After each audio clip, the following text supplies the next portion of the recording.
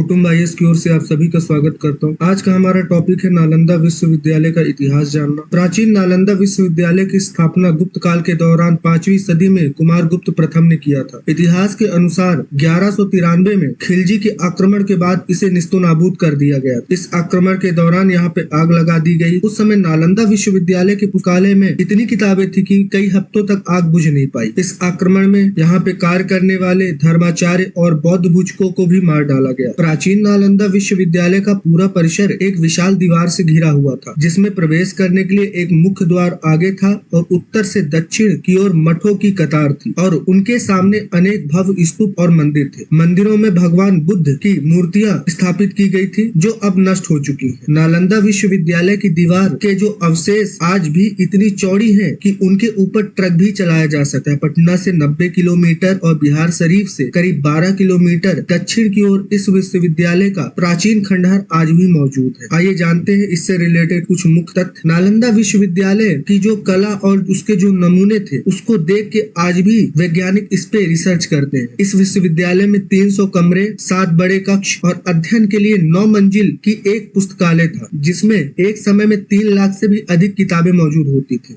नालंदा को तक्षशिला के बाद दुनिया का दूसरा सबसे बड़ा विश्वविद्यालय माना जाता। वहीं आवासीय परिसर के तौर पर यहाँ पर पहला विश्वविद्यालय यह 800 साल तक अस्तित्व में रहा। इस विश्वविद्यालय में मेरिट के आधार पर होता था। यहाँ छात्रों को निःशुल्क शिक्षा दी जाती थी। इसके साथ ही उनका रहना, खाना पीना पूर्णतया निःशुल्क होता था। इस विश्वविद्यालय में एक समय में 10,000 से भी ज्यादा विद्यार्थी शिक्षा ग्रहण करते थे। 2007 से ज्यादा अध्यापक थे जो उन्हें शिक्षा देते थे। नालंदा में सिर्फ भारत के ही नहीं बल्कि कोरिया, जापान, चीन, तिब्बत, इंडोनेशिया, ईरान, ग्रीस, मंगोलिया समेत आदि कई दूसरे देशों के लोग भी आके पढ़ाई करते थे। नालंदा की स्थापना 5वीं सदी में गुप्त वंशज सम्राट अशोक कुमार गुप्त ने की थी। नालंदा विश्वविद्यालय की स्थापना गुप्त वंश के सम्राट कुमार गुप्त ने की थी। इस महान सम्राट हर्षवर्धन और पाल शासकों को भी संरक्षण मिला। नालंदा की खुदाई के दौरान ऐसी कई मुद्राएं भी मिली, जिससे यह बात की पुष्टि होती है कि इस विश्वविद्यालय की स्थापना का उद्देश्य ज्ञान प्रदान करना। ऐसा भी माना जाता है कि गौतम बुद्ध ने कई बार यहाँ की यात्रा की थी। इतिहास के अनुसार नालंदा विश्वविद्यालय में एक धर्मगुंज नाम की एक लाइब्रेरी थी, जिसका नाम सत्य का पर्वत था।